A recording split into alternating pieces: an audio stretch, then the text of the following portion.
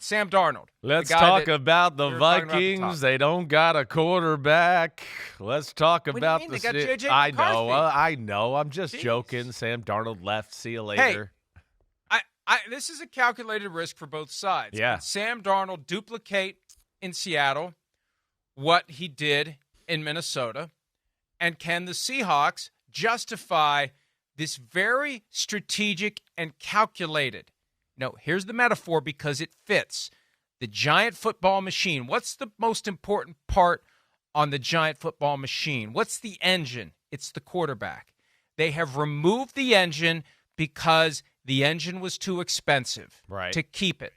And they found another engine that cost roughly as much as the other engine did when they paid for that engine, and they think we can just do a transplant and everything's going to be fine.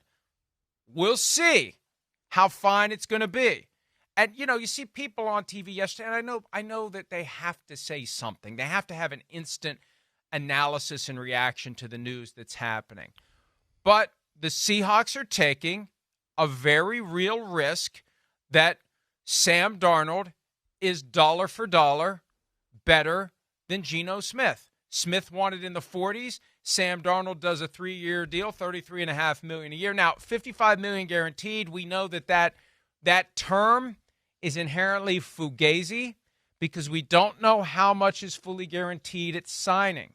And we don't know whether at the end of the day it's a year-to-year deal, just like the deal that Geno Smith signed 2 years ago when it was hyped as 3 years, $100 million. You know what happened? When you looked at it, it was 3 years, $75 million. There was a bunch of incentives in there. Keep that in mind. And that's why I've opted out of this effort to be the first one to win the social media thumb race, because what happens is, and it's so funny now, you see the formula that shows up in all of the tweets, and I'm not picking on any of them individually. I'm just making a collective diss of the way things work now.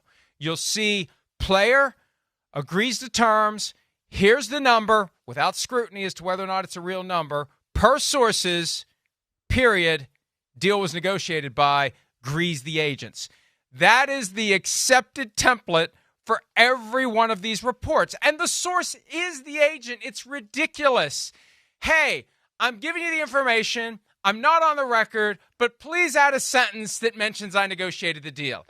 Every damn one of them. One of the executives at NBC asked me about that yesterday. It's like, when did this become a thing? Oh, it's been a thing for a few years now. And it's the cover charge for being on the group text. And then it's off to the races. The agent sends out the text to select reporters, and then boom. And the ones who will take that and basically copy and paste it, they're the ones who get the information. I stopped doing that a few years ago because the information in many cases is not accurate. And it's obvious what they're doing, and it's always coming from the agents. And if there's any bias, it's going to be a bias toward making it higher than it is. So my point is this. We don't know what this Sam Darnold deal is really worth. The truth is going to get its pants on by today or tomorrow, and we'll see. Is it a 1-year deal? Is it a 2-year deal? Is it a 3-year deal? At most, it's 2. There's a chance it's 1, and they'll see whether or not he can duplicate what he did in Minnesota. Chris. Yeah, that's right. I mean, you said right. They're taking a calculated risk. They are. But I think there's also some information behind that, too. Hey, at a base level, would I take Geno or Sam Darnold? I'd take Geno. I get you, but it's a close one. Now, if you started to go, wait, you can get a second-round pick and sign somebody else for less money and do all that, I'd go, whoa, hey, the scales have tipped a little bit. Hold on a second here. Oh, wait, the offensive coordinator that's now there in Seattle, Clint Kubiak, oh, he was in San Francisco with Sam Darnold, so he'll know the language of the system. He's going to know the offense. He knows what Sam Darnold's all about. So with all that stuff, yeah, it's a calculated risk, but I think there is some knowledge there, certainly. As we've talked about, Sam Darnold, let's not forget, it's 14-3. It's a bad last game of the regular season. You and I think, are on the same page. We're not going to blame him for the wild card round. That was just a total team butt-whooping they received there, the Minnesota Vikings. But within all that, yeah, I can understand Seattle doing it. Just like we talked about a little, I don't think Seattle wasn't looking at Geno Smith as the long-term answer. I don't think they're looking at Sam Darnold necessarily. I think they're hoping, like maybe this could be the guy. He could be. I'm Clint Kubiak. I got to see him for a year in action. man, there were some things he did there in San Francisco. I'd go, oh, hey, he might be better at than Brock Purdy at this stuff and here and that, right? So, that's where I'm excited for them. And, Mike, I think Seattle has realized they got to do something a little here to change their team. They've kind of been stuck in this where we almost can be in the playoffs. We've been talking about their offensive line needing to get better for about 7 years now. That hasn't got better. Mike McDonald maybe wants to wash away the taste of the Pete Carroll culture and generation, start his own thing. And I think he's going to focus on defense and physicality and winning the trenches, what he was used to in Baltimore or Michigan before that. And I think that's probably why the approach of the current plan, and like you said, the contract had a lot to do with that. And let's just remember, whether it's all the things Mike McDonald said about Geno Smith, winning the championship with him, Clint Kubiak, when he got the job, he didn't say, gee, maybe I'll find a quarterback that I've worked with in the past who I think could be pretty good. He said Geno Smith was a huge draw. Spin it to Myles Garrett. Wanted out of Cleveland because they're not competitive until they threw a bunch of money at him. Now, that's not his fault either. They aren't going to let him go, and so plan B is here's a big pile of money. But my point is this. Don't take stuff at face value. It's one of the reasons why we'll play clips of guys at press conferences with the words that come out of their mouth while we study what they do with their hands and their faces as they're saying them. Because, and I'm not saying that there's a bunch of congenital liars populating the National Football League. The reality is you can't always be completely honest about what your plans are. And so with the Seahawks, for example, and we talked about this yesterday, but it bears repeating in summary fashion. They wanted to keep Geno Smith at their price. The moment Geno Smith crossed the $40 million per year threshold in his financial expectations moving forward is the moment they said, can we find someone who will be dollar for dollar as good and possibly better? That's the analysis.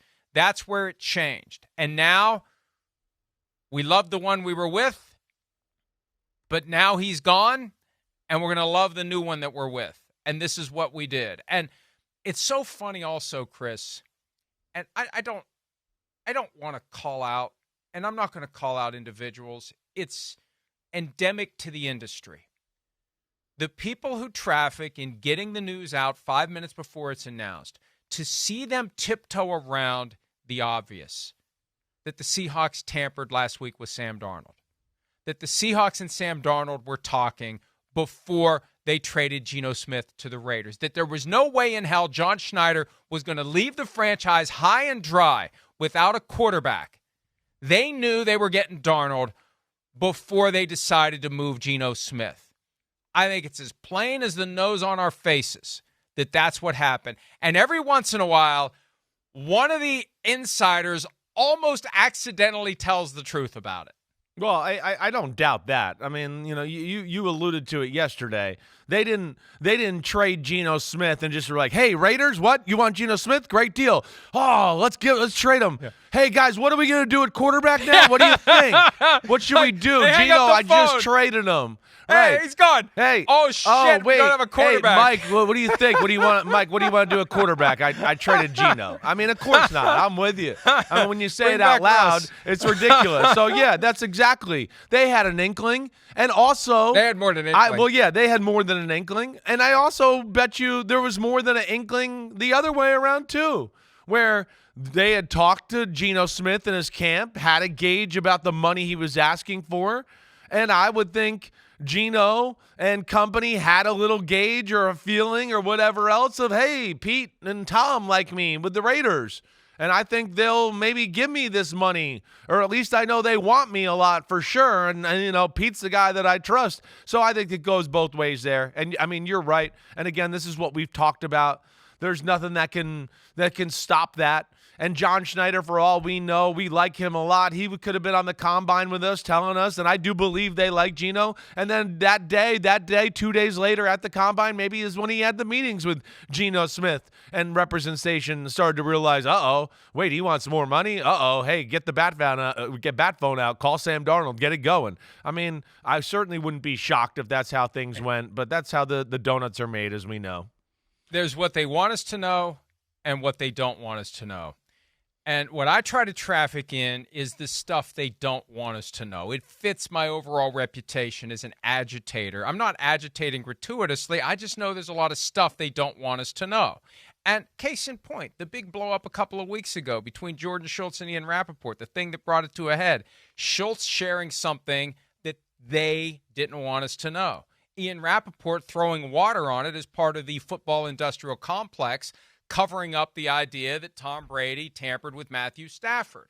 Although at the end of the day, the NFL said they didn't, it sure seemed like at the time they did, and presto changeo, it wasn't an issue. But there's all sorts of tampering that happens. And you're right. I suspect the Seahawks tampered with Darnold. I suspect the Raiders tampered with Geno Smith. The only legitimate and permissible conversations in all of that, Seahawks talking to Smith about what he wanted by way of a contract. But, the weird thing is, and I wrote this just before the show today, Smith is going to officially become a Raider on Wednesday, and he does not have a new contract going through the door. Right. And this, I've criticized teams in the past for trading for a guy and not getting a deal done on the way in, because if you give up significant draft capital, the leverage swings to the guy who wants a contract because you got to justify what you gave up. It's not the same here. No. Because they gave up a third-round pick. Exactly. And for all we know, until they do a long-term deal with Geno Smith, it could be a Kirk Cousins, Michael Penix thing.